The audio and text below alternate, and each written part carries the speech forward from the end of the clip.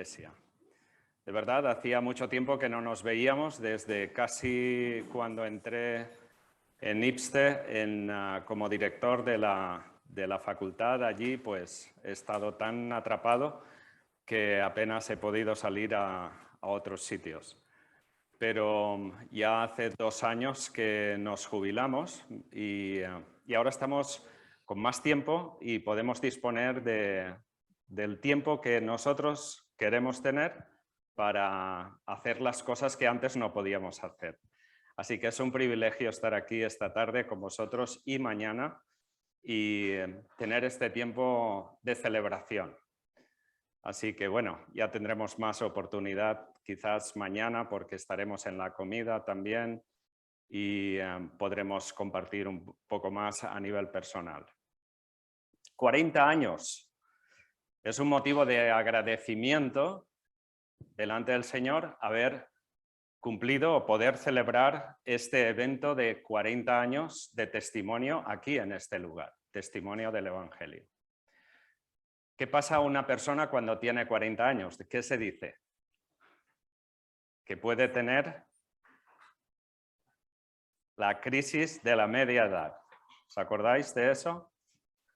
Entonces, los 40 años es como una franja de tiempo que parece que en la experiencia humana, del ser humano, cuando uno cumple 40 años, por lo menos lo que vemos en la sociedad es que entra en una crisis o puede entrar en una crisis y a partir de ahí o rompe todo lo que ha construido, la familia, el hogar, el trabajo y quiere disfrutar de la vida, quiere recobrar el tiempo de la juventud que ha perdido porque uno ya no es tan joven, o se produce positivamente un cambio hacia la madurez.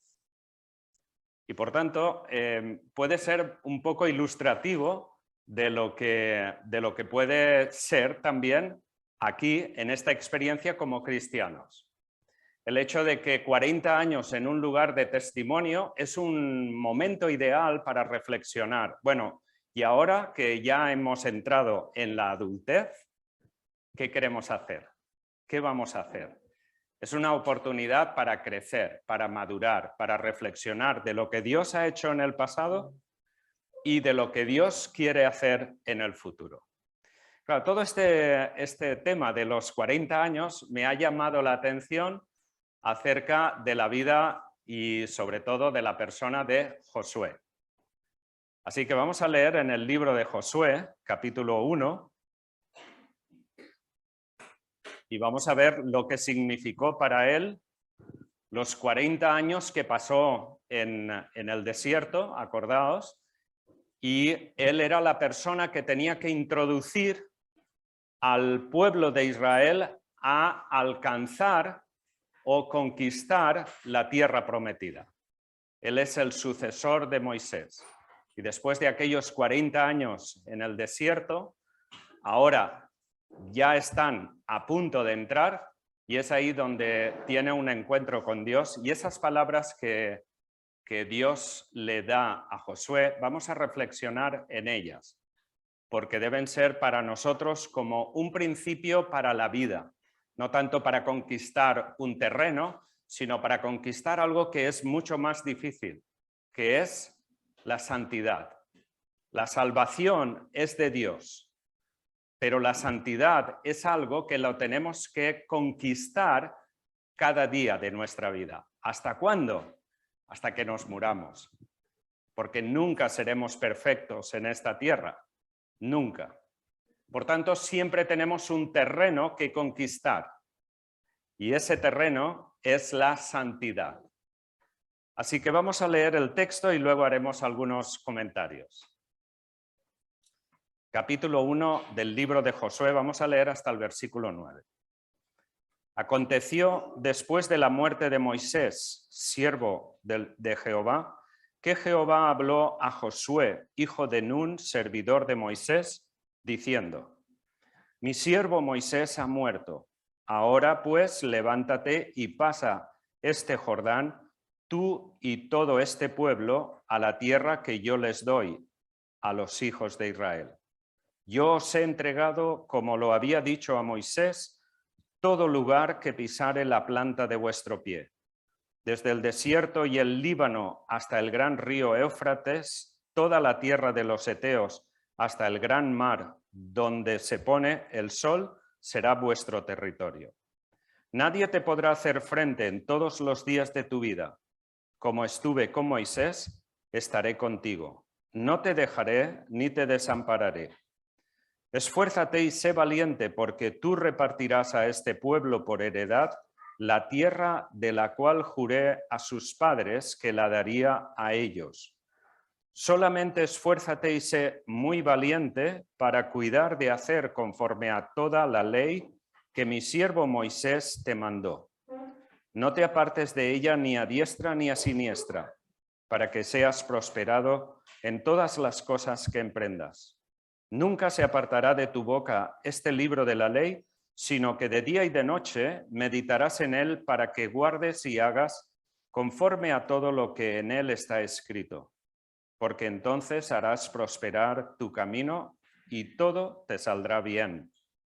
Mira que te mando que te esfuerces y seas valiente, no temas ni desmayes, porque Jehová tu Dios estará contigo donde quiera que vayas.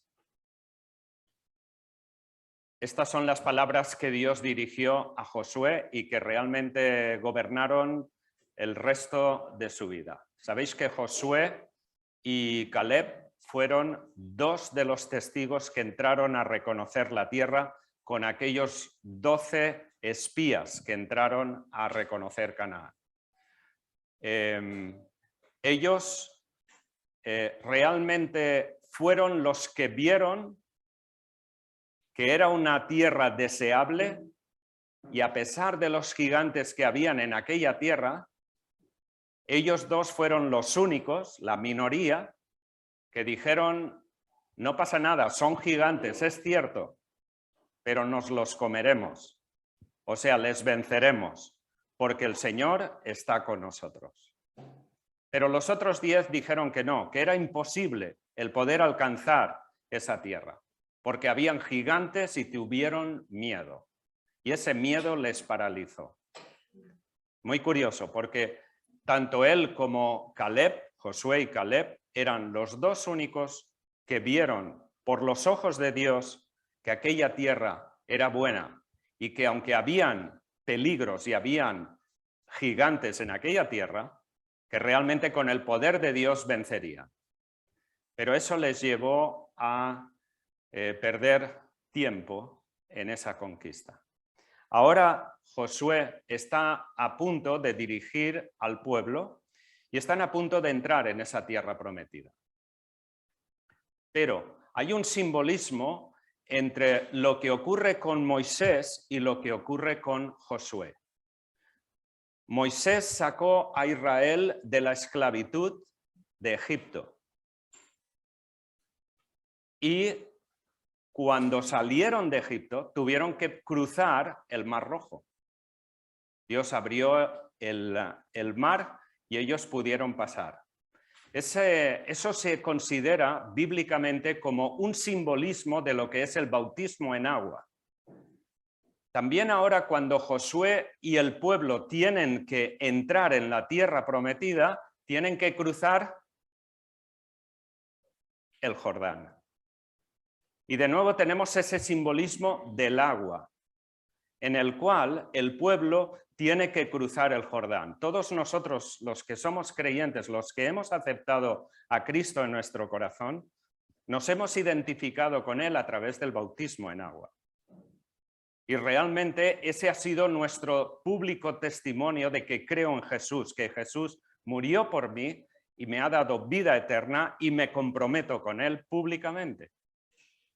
Realmente existe ese simbolismo. Pero ¿qué pasa después de la conversión? Después de la conversión viene el proceso de santificación, en el que caminamos a lo largo de la vida venciendo a gigantes que están dentro o fuera de nosotros. Y es por eso que a partir de ahí existe ese simbolismo entre lo de Moisés, lo de Josué y nuestra propia vida, la vida de cada uno de nosotros. Nosotros ahora no tenemos que entrar a conquistar terrenos, porque no somos una nación. Somos hijos de Dios que vivimos en diferentes naciones, pero no somos una nación como Israel. Yo creo que todos sabemos que Dios establecerá un día durante el milenio terrenal en el que Israel estará en su tierra y el reino de Dios será establecido con justicia y con verdad sobre esta tierra. E Israel tendrá ese protagonismo como pueblo de Dios, la simiente de Abraham. Pero nosotros somos creyentes que hemos recibido el Espíritu Santo, hemos sido salvados por medio de la fe y de la gracia de Dios, y ahora tenemos que conquistar a los gigantes que cada día podamos encontrar en nuestro caminar diario con el Señor. Pueden ser aspectos internos nuestros, nuestras propias tendencias, nuestro propio pecado, nuestra propia desviación, porque seguimos siendo pecadores, pero perdonados. Ahora somos hijos de Dios, pero la vieja naturaleza sigue con nosotros. Y esos gigantes a veces están ahí. Y hay situaciones en nuestra vida dentro que tenemos que vencer, que tenemos que superar. Así que esa comparación, ese simbolismo del Antiguo Testamento y del Nuevo Testamento de la salvación de Israel y la salvación de la Iglesia, de aquellos que ahora somos cristianos, es lo que se trasluce en esta experiencia del propio pueblo de Israel. Y notemos que lo que ocurre aquí es que Dios va a preparar a Josué. Y por supuesto también sabemos que Caleb tuvo un protagonismo importante en esta dirección, en esta nueva etapa de Israel. Y eso es lo que nosotros queremos aprender cada uno de nosotros. Es importante que entendamos que esta lección es también a nivel individual. No es solo para una masa, no es solo para un líder. Tiene que ser para cada creyente, sea hombre o sea mujer. Somos líderes de nuestra propia vida en nuestra propia conversión, para saber administrar y gestionar nuestra propia vida. Y eso es muy importante, porque si no sabemos gestionar nuestro propio mundo interior, difícilmente podremos gestionar nuestro mundo exterior, aquellos enemigos que nos rodean. Y notemos que aquí empieza Dios preparando a Josué. Fijémonos en el versículo 2. Le dice, mi siervo Moisés ha muerto, ahora pues levántate y pasa el Jordán. Pero levántate tú y todo este pueblo. O sea, es una llamada de Dios, está preparando a Josué para lo que tiene que hacer, lo que va a venir. Y lo primero que le dice es, levántate tú, y luego le dice todo el pueblo. La idea de que haya una unidad. Qué importante es que como iglesia, como creyentes, sintamos esa unidad. Ese sentir los unos por los otros, ese sentido de comunidad, de preocupación los unos por los otros. No es que unos luchan y otros no, sino que todos vamos a estar involucrados en este caminar de la santidad de Dios, de la justicia de Dios. Luego también le dice, pasa tú y todo este pueblo a la tierra que yo les doy a los hijos de Israel. Notad que la tierra no la ganan ellos, les es dada por parte de Dios. Igual que la salvación. Ninguno de nosotros hemos podido añadir ni una coma ni una tilde a la salvación que Cristo ganó en la cruz. La salvación nos es dada, nos es regalada. Nosotros la podemos aceptar o rechazar. A ellos la tierra les era dada, no tuvieron que hacer nada para ganarla. Se les dio la escritura, por así decir, la escritura de compraventa la tenían ya en sus manos. Pero tenían que entrar y conquistarla. Por eso hay un principio ahí de simbolismo entre la salvación, que nos es regalada, y la santificación, que es nuestra responsabilidad. Yo no puedo decirle a Dios, Señor, ¿por qué me has permitido hacer esto? Como culpándole a Él. O sea, casi volvemos al Génesis 3, cuando Adán comete el pecado de desobedecer a Dios y cuando Dios le busca dice, bueno, Señor, la mujer que tú me has dado ha sido el problema. Me hubieras podido dar otra mujer. O sea, ese principio de excusarnos y acusar a Dios constantemente de aquello mal que pueda ocurrir en nuestras vidas. Bueno, hemos de entender que ahora nuestra responsabilidad de caminar en los caminos, en los principios de Dios, es mi responsabilidad. Lo que yo hago, lo que yo permito hacer, lo que yo permito que entre por mis ojos y mi mente y que gobierne mi vida. Hoy en día vivimos en un mundo, en el mundo actual en que estamos viviendo, que la gente ya no vive ni siquiera por sí mismo. Viven por las redes sociales. Viven por aquello que los demás opinan de nosotros. Viven por aquello que realmente viene de afuera. ¿Pero por qué viene de afuera? Porque no hay nada dentro. Hace unos meses leí en el periódico la situación de una mujer británica, joven, 26 años, esposa de un gran jugador de fútbol de Inglaterra, y esta chica a los 26 años se suicidó. La cuestión por la cual se suicidó era porque esta chica había puesto en las redes sociales una serie de opiniones y ella esperaba encontrar ¿qué?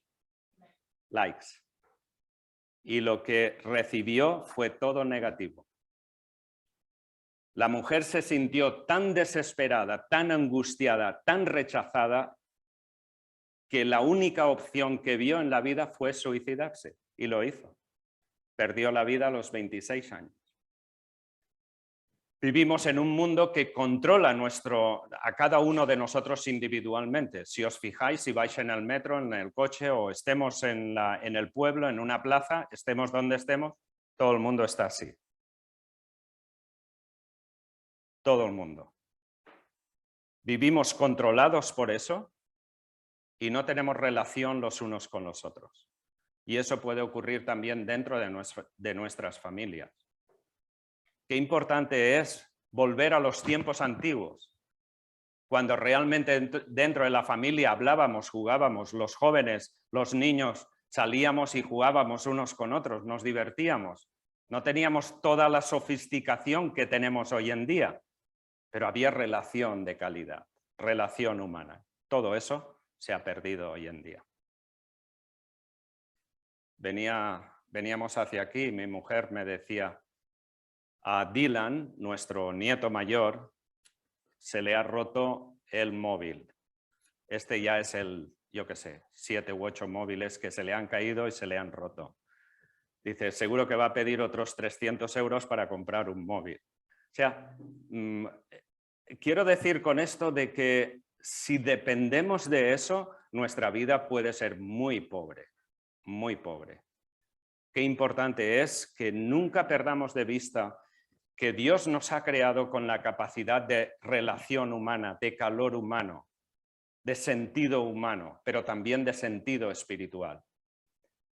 Y lo que está ocurriendo, el ambiente de nuestro tiempo, no debe impedir nuestra relación, en primer lugar, con Él. Tener tiempo con la palabra, tener tiempo con Él, pasar tiempo en meditación, en recobrar el valor que realmente yo tengo como persona. No debe importarme cuántos likes o cuántos no likes recibo. Evidentemente, las redes sociales pueden ser útiles hasta cierto punto, pero debemos de saber administrarlas. Y esto lo digo por todos, mayores y pequeños. Hemos de saber que eso no debe controlar mi vida, que mi vida tiene un valor superior al valor que me pueda dar cualquier persona de este mundo. Si eso no lo entendemos, seremos víctimas siempre de esos gigantes de este mundo. Y realmente son gigantes, gigantes en economía sobre todo, porque las gentes que dirigen eso ganan millones a costa nuestra. Qué importante es que nosotros sepamos siempre mantener nuestra relación con Dios. Así que lo que vamos a ver y lo que vamos a detectar es que Dios hace tres énfasis, tres puntos necesarios que Josué tiene que tener muy claro en su vida. Y de la misma forma que José lo tenía que tener claro en su vida, cada uno de nosotros como cristianos lo debemos de tener muy claro. Porque si no, podemos navegar y podemos fracasar en este mundo. Fijaos, versículo 6. Esfuérzate y sé valiente, porque tú repartirás a este pueblo por heredad la tierra de la cual juré a sus padres que la daría a ellos. Este es el primer énfasis. Esfuérzate y sé valiente. El segundo aparece en el versículo 7.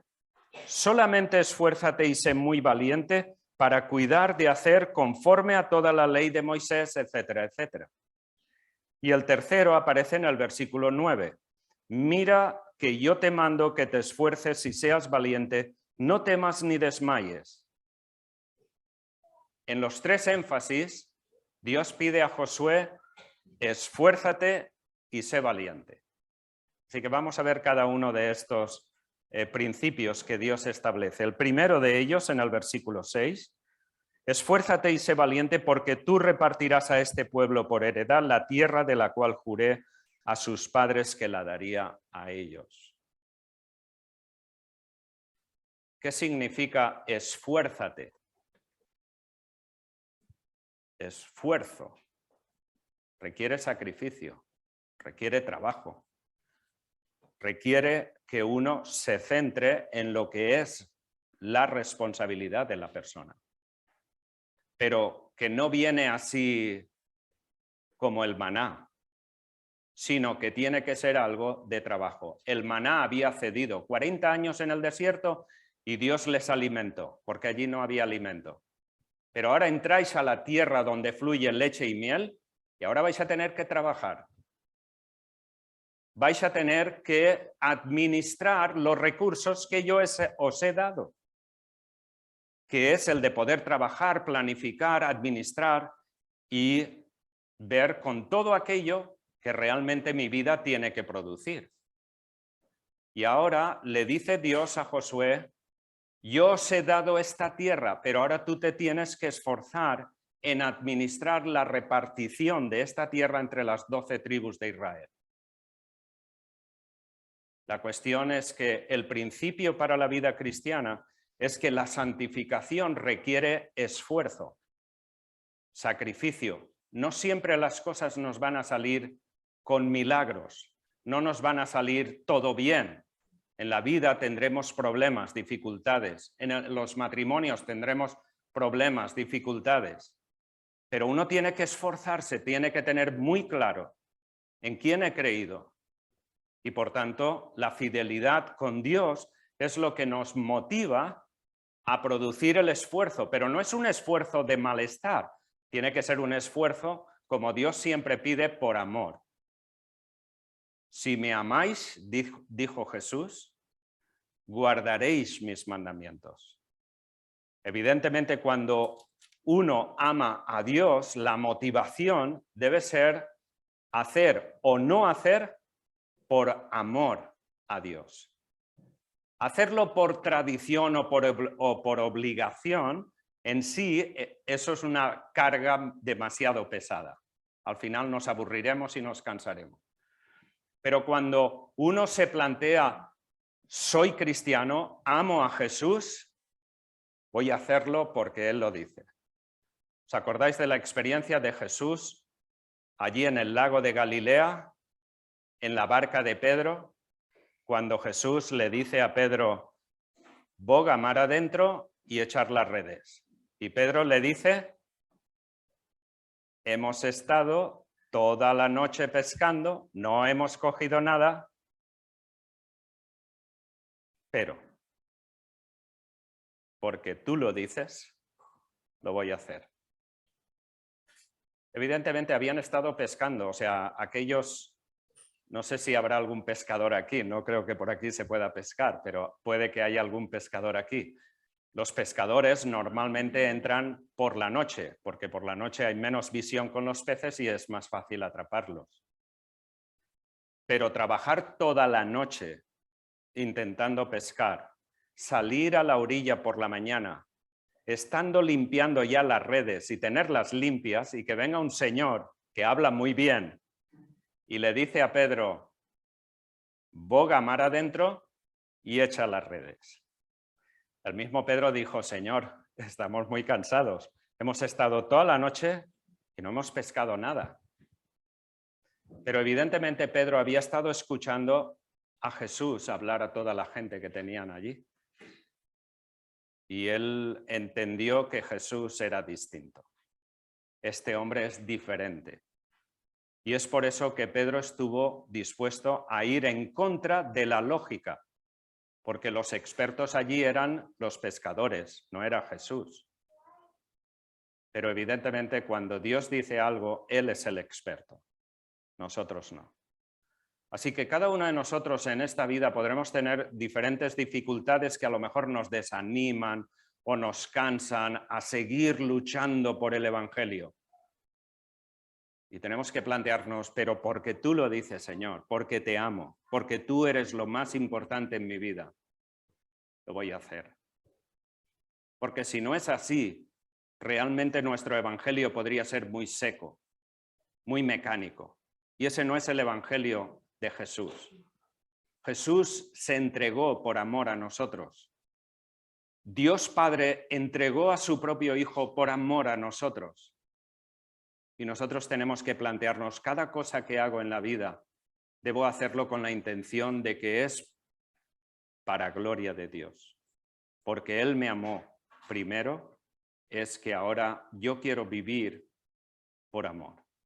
No siempre seremos conscientes, no siempre nos daremos cuenta de una decisión, pero sobre todo en momentos difíciles de duda de la fe, por ejemplo, pueden haber personas que siendo creyentes llegan a la duda de la fe. ¿Realmente Dios existe? ¿Realmente vale la pena ser cristiano? Imaginaros a Job, imaginaros a cuántos hombres y mujeres hoy en día están siendo perseguidos en otros países y asesinados simplemente por ser cristianos. Y realmente, ¿qué sentimientos, qué ideas, qué pensamientos pasan por el corazón de esas personas?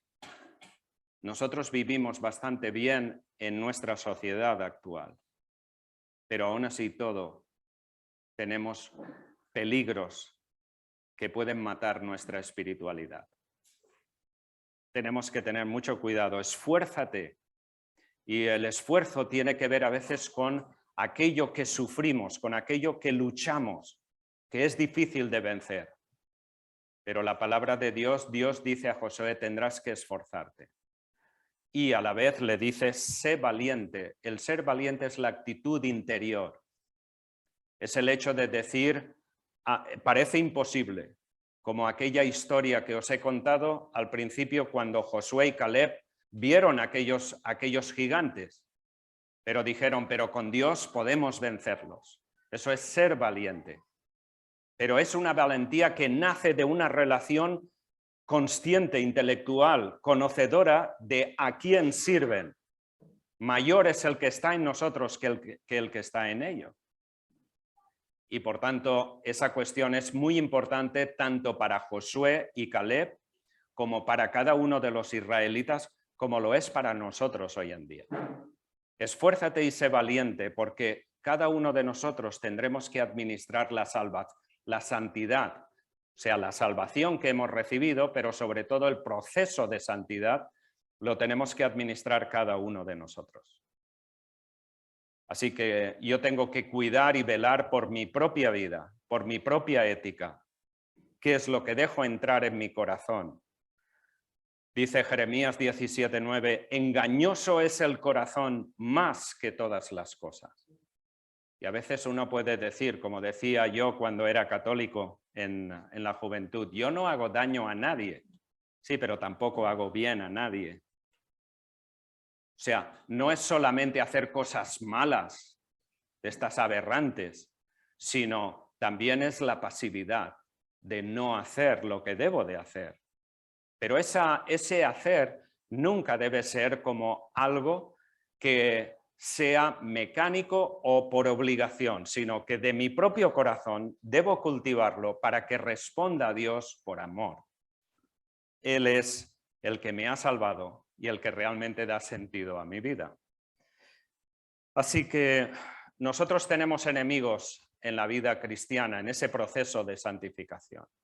Y vamos a tener dificultades, cansancios, a veces situaciones difíciles en el hogar. Nosotros pasamos situaciones difíciles en nuestro peregrinaje, Eunice y yo, como familia, en el sentido de una hija enferma. De eso seguramente no sabéis, no habréis escuchado, pero nuestra hija pequeña fue a África, quería ir como misionera y después de volver unos meses de estar allí, adquirió algún tipo de enfermedad que nunca pudieron encontrar los médicos en el clínico de Barcelona. Estuvo 4 meses allí ingresada y durante 4 o 5 años siguió con una situación de haber perdido su mente totalmente. O sea, no nos reconocía, tenía ataques de tipo epiléptico, pero nunca supieron las causas. Y había momentos en que yo decía, Señor, si es posible, pasa eso, pásamelo a mí. Ver como padre sufrir a mi propia hija era una constante, no la podíamos dejar sola, teníamos que estar con ella 24 horas. Realmente era una situación muy difícil. Después de ese tiempo de 4 o 5 años, ella empezó a mejorar y actualmente está bastante bien. Aunque sigue, ella nunca será más la misma. Pero al principio tenía que ir con una máquina de respiración, tenía que tomar corticoides y tenía que desinflamar la inflamación que su propio sistema inmunológico estaba causando en su propio cerebro. Algo que desconcertaba totalmente a todo el mundo. El sistema inmunológico que llevamos en nuestro cuerpo ha sido creado por Dios y es perfecto. Detecta todos aquellos agentes patógenos que entran en nuestro cuerpo, inmediatamente un ejército de agentes, de policías, van a destruir a ese agente patógeno. Lo curioso es que cuando el sistema inmunológico es el que se convierte en nuestro propio enemigo, es nuestro gigante. Así que quiero decir con esto que la vida puede que tengamos que pasar por situaciones difíciles. Pero es importante que seamos capaces de esforzarnos y ser valientes, saber en quién hemos creído, porque eso es lo que nos ha mantenido firme. Y bueno, ahora podemos ver que dentro de las circunstancias hemos aprendido cosas en todo esto, ¿no? Una de las cosas más grandes que yo aprendí cuando me preguntaba, ¿y esto qué sentido tiene? Mi hija en aquel entonces tenía 21 años, quiere ser misionera, iba a estudiar medicina tropical en Israel para poder ir como misionera al África, a Tanzania concretamente. Se va para servir, para aprender, y luego le ocurre esto cuando hay tantos jóvenes, tanta gente que se toman drogas todas las semanas y no les pasa nada. Trabajar con todo eso y la dificultad que significaba esa situación cuando empezábamos en IPSTE, o sea, una serie de calamidades que empezaron a ocurrir y era como, es incomprensible, Señor, no entiendo lo que está pasando. Pero llegué un día a leer el texto que conocemos todo el mundo y que es muy familiar para todos nosotros, Juan 3:16. De tal manera amó Dios al mundo que dio a su hijo. Y claro, entonces pensé, para un padre es más difícil entregar a su hijo que entregarse él mismo. Entonces pensé, nunca había captado ese detalle de esa expresión de ese texto. Que Dios tuvo que ver a su propio hijo ridiculizado, martirizado, rechazado, por su propio pueblo. Y Dios, que es todopoderoso, se negó a liberar a su Hijo. ¿Y por qué? Porque Él, que es todopoderoso, si hubiera dicho, basta ya, yo no voy a permitir que mi hijo sufra todas estas penurias. Si Él hubiera hecho eso, no estaríamos aquí. Estaríamos perdidos. No solamente nosotros, sino toda la humanidad. Eso es el gran amor. Cuando dice la Biblia, cuando dice Juan, cuando escribe, mirad, de tal manera nos amó Dios al mundo, que ha dado a su Hijo. Cuando él dice de tal manera, es porque no tiene palabras para explicar ese principio. Y realmente no las hay. Desde la perspectiva humana, yo no sé si cualquiera de nosotros diríamos, bueno, yo entrego a mi hijo, a mi hija, para que sufra todo eso, para que salve a los demás. No sé. Es que además tampoco serviría, porque no podíamos entregar a alguien pecador que había heredado la naturaleza pecaminosa. Jesús es el único ser humano, 100% humano, 100% Dios, que no heredó el estigma de Adán. Por eso fue engendrado sobrenaturalmente. Fue la primera, ¿cómo se llama? Engendramiento in vitro en la historia de la humanidad. Fue la intervención de Dios para engendrar en el seno de María a un ser sin el estigma de Adán. Porque si tuviera el estigma del primer Adán, él mismo no podría ser el Cordero de Dios limpio que quita los pecados del mundo. ¿Lo entendemos eso? Es por eso que igual que Dios cuando creó a Adán lo creó limpio de pecado, de la misma forma creó a Jesús, no es que lo creó porque Jesús ya existía, pero sí lo creó como hombre libre del estigma del pecado. Y él puede morir en una cruz para ofrecer su sangre para limpiar nuestros pecados. Pero lo más curioso es que durante su ministerio el diablo intentó evitarle la cruz, que no llegara a la cruz. A veces lo hizo directamente como en la tentación, Mateo capítulo 4, cuando Jesús fue llevado por el Espíritu Santo al desierto y allí después de 40 días y 40 noches de ayunar, fue tentado por el diablo. Y fijaos que la última tentación, la primera fue la comida. ¿Cómo cayó el primer Adán? Por la comida. En la primera tentación le dice, si eres el Hijo de Dios, haz que estas piedras se conviertan en pan. Realmente Jesús tenía ese poder, ¿verdad? Porque de hecho hizo multiplicación de panes y peces. Pero realmente no lo hizo porque era la petición del diablo. El mismo diablo que le dijo al primer Adán, si coméis, seréis como dioses. Y como todo el mundo tenemos el deseo de la grandiosidad, pues bueno, queremos ser como Dios. Sí, pero el verdadero Dios se hizo hombre. Esa es la grandeza de Dios y del sacrificio y del plan de salvación de Dios. Que Él vino siendo todopoderoso a esta tierra despojado, pero no despojado de la deidad. El Jesús que pisó esta tierra era verdadero Dios. Podía hacer cualquier milagro. Pero Él mismo dijo en el Evangelio de Juan, aparece así resaltado, no puedo yo hacer nada por mí mismo, sino hago solo lo que veo en el Padre. Porque el primer Adán desobedeció a Dios. Él viene a obedecer y a cumplir y a demostrar que es el candidato perfecto para la redención de aquellos que somos pecadores por naturaleza. Y es por eso que ese Jesús, que era todopoderoso, se despojó del uso de sus atributos como Dios.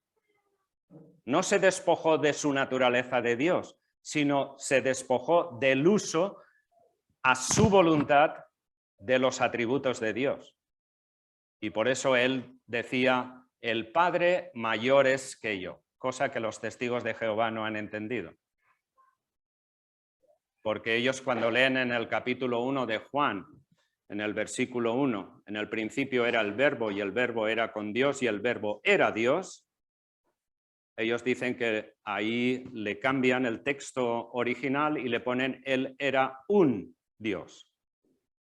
No, el texto dice él era Dios. Por tanto, hay una serie ahí de cuestiones muy importantes en cuanto a la gran salvación que Dios nos ha dado en Cristo Jesús. Y que es importante que cultivemos eso, que no lo perdamos de vista, porque vienen muchas filosofías hoy en día de una parte y de otra con falsas doctrinas. Y el mismo Jesús ya lo advirtió. Y con eso pasamos al segundo, en el que encontramos en el versículo 7. Solamente esfuérzate, y ahora notad, sé valiente, no, sé muy valiente. Muy valiente para cuidar de hacer conforme a toda la ley que mi siervo Moisés te mandó. No te apartes de ella ni a diestra ni a siniestra, para que seas prosperado en todas las cosas. Nunca se apartará de tu boca este libro de la ley, sino que de día y de noche meditarás en él, para que guardes y hagas conforme a todo lo que en él está escrito, porque entonces harás prosperar tu camino y todo te saldrá bien. Lo primero, notad, el primer apartado era con respecto a la administración de la responsabilidad que tenemos. Para Israel era conquistar la tierra, para nosotros es conquistar o entrar en la santificación. Pero ahora le dice Dios a Josué, esfuérzate y sé muy valiente. Aquí tenemos un adverbio que modifica el anterior. En el anterior era esfuérzate y sé valiente, y ahora es esfuérzate y sé muy valiente. ¿Para qué? Para cuidar la palabra de Dios. Eso es de vital importancia.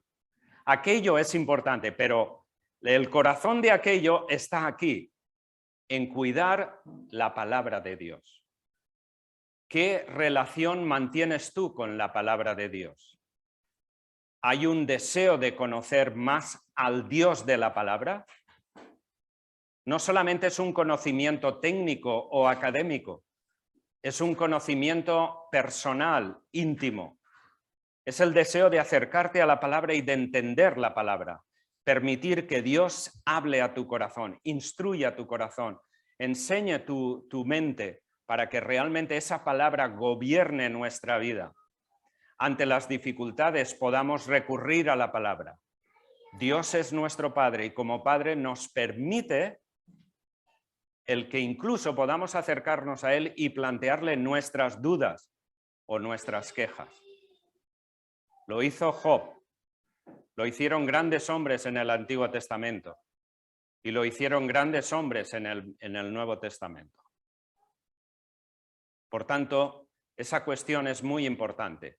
Ese es el gran gigante que debemos de vencer. Es el gigante de la superficialidad, de simplemente la religiosidad, de la tradición.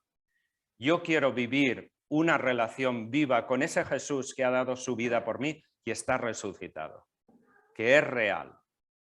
Y por tanto, quiero conocer la palabra de Dios para darla a conocer a otros que no la conocen. Y todos nosotros como cristianos estamos en una misión.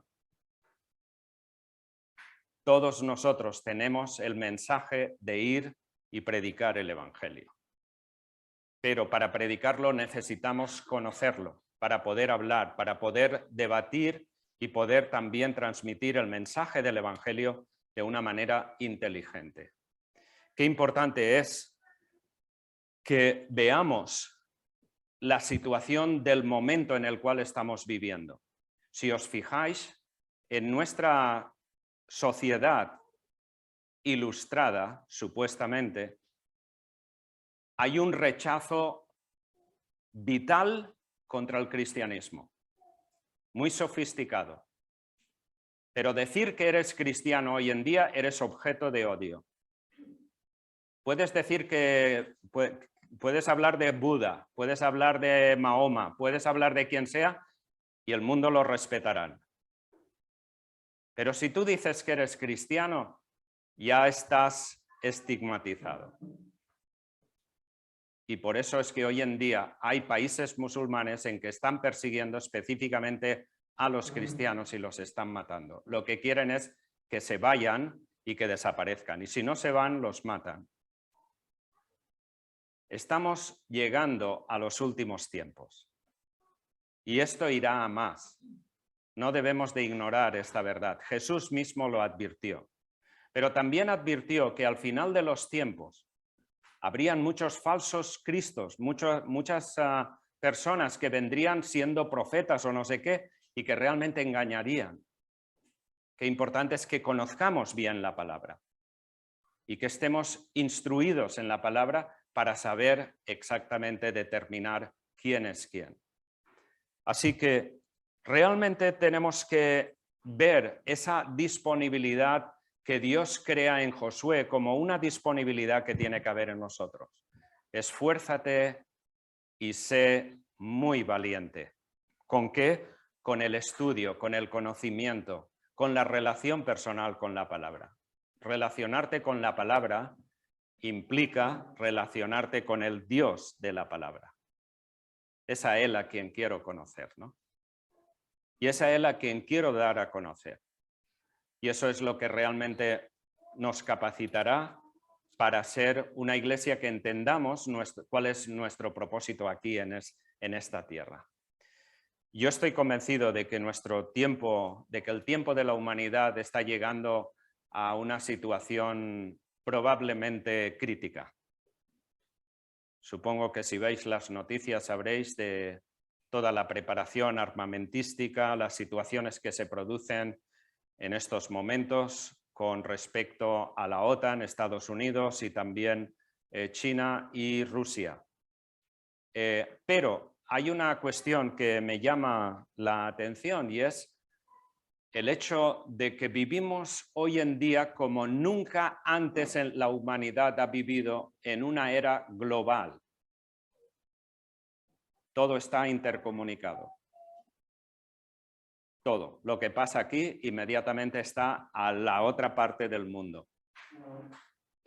Hay una serie de influencias tanto económicas como políticas o geopolíticas en estos momentos en todo el mundo.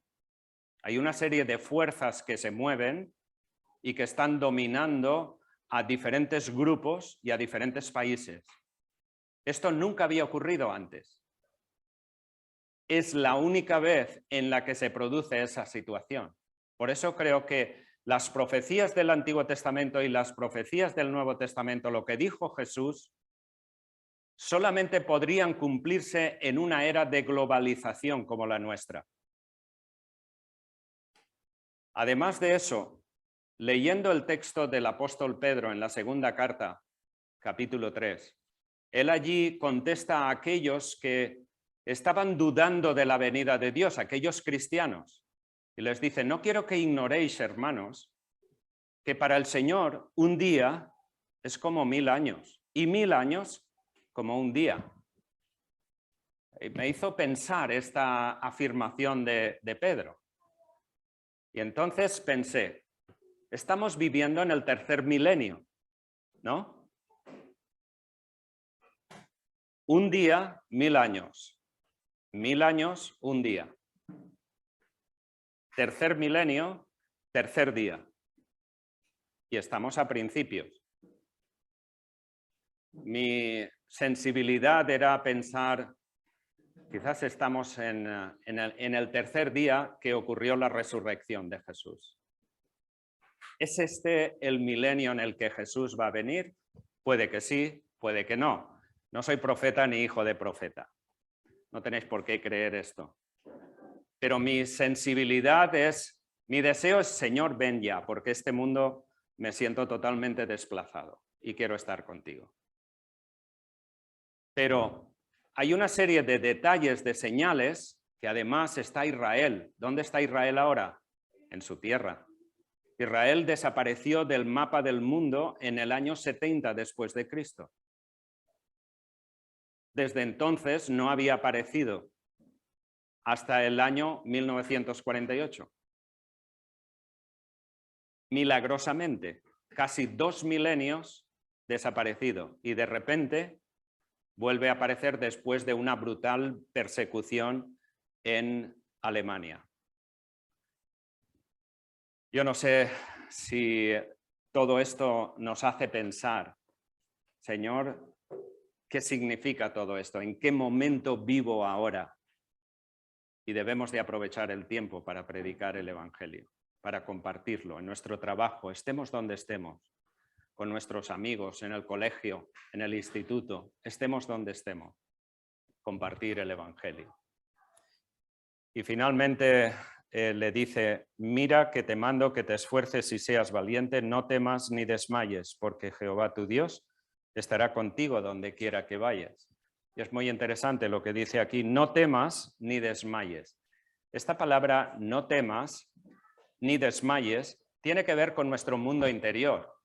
Y si os fijáis, hoy en día vivimos en un mundo que vive mucho de emociones.